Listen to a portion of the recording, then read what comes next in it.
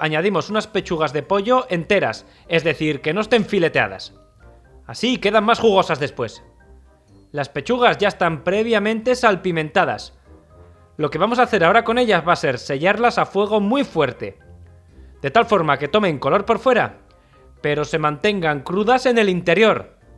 Pasados apenas 2 o 3 minutos, le damos la vuelta a cada pechuga de pollo y repetimos el mismo paso. Dejamos tostar esta otra cara otros 3 minutos más. Llegados a este punto, apagamos el fuego y reservamos las pechugas de pollo para después. Ahora, en una cazuela pequeña, pero alta, vamos a poner 15 gramos de mantequilla y la misma cantidad de aceite.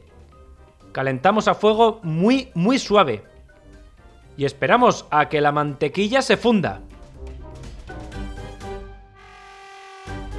Cuando se haya derretido, añadimos 2 cucharadas de harina de trigo, una harina de todo uso. 2 cucharadas vienen a ser 60 gramos, pero por las cantidades, como siempre, ni te preocupes, te las vas a encontrar al final del vídeo. De momento, integramos esta harina en el aceite y en la mantequilla. Y dejamos que se tueste durante un par de minutos, siempre a fuego suave, que la harina se tueste sí, pero que no se queme. Hecho todo esto, es el turno de añadir 300 mililitros de leche, y lo vamos a hacer en 2 tandas. Añadimos la primera tanda, 150 mililitros de leche y si está caliente mejor que mejor, aunque no es indispensable, e integramos con el resto de ingredientes. Y al principio vamos a ver qué pasa esto. La mezcla anterior va a absorber la leche y va a quedar este pedazo de mazacote que se pega hasta la varilla. Pero no pasa nada, esto es normal y hasta bueno diría, porque ahora vamos a echar otros 150 mililitros de la leche para pasar a volver a integrar. Aunque la salsa bechamel se puede hacer echando toda la leche de golpe, si lo hacemos en 2 o 3 tandas sale más fácil y la probabilidad de que queden grumos es prácticamente nula. Bueno, llegados a este punto, es el turno de aderezar la bechamel con una pequeña pizca de sal, muy poca, enseguida te digo por qué. Añadimos una pizca de pimienta blanca recién molida. ¿Blanca? Sí, hoy he cambiado, la blanca le va mejor a esta salsa que la negra. Vamos a agregar media cucharadita de nuez moscada, que esta especia va a potenciar mucho su sabor. Y ahora vamos a convertir esta salsa en otra llamada Mornay, agregando unos 35 gramos de queso rallado, un queso tipo manchego, parmesano, algo así, un queso potente y con sabor.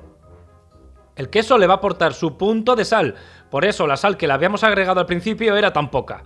Le va bien y es necesaria, pero en poca cantidad. Integramos estos nuevos ingredientes y dejamos cocinar todo el conjunto a fuego muy suave 5 minutos. Y ahora, llegados a este punto, en una pequeña bandeja o molde de horno vamos a colocar las pechugas que teníamos selladas y reservadas del principio.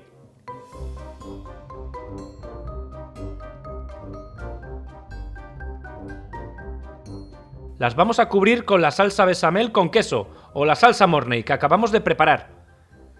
Aquí se ve que está relativamente líquida, así es como debe quedar, para que esta receta nos quede deliciosa y muy cremosa. Espolvoreamos en la superficie con un poco más de queso rallado, el mismo queso que habíamos utilizado para preparar la salsa. Y al horno con todo ello, 200 grados centígrados durante 20 minutos. Colocamos la bandeja en la parte superior del horno para que el queso se gratine.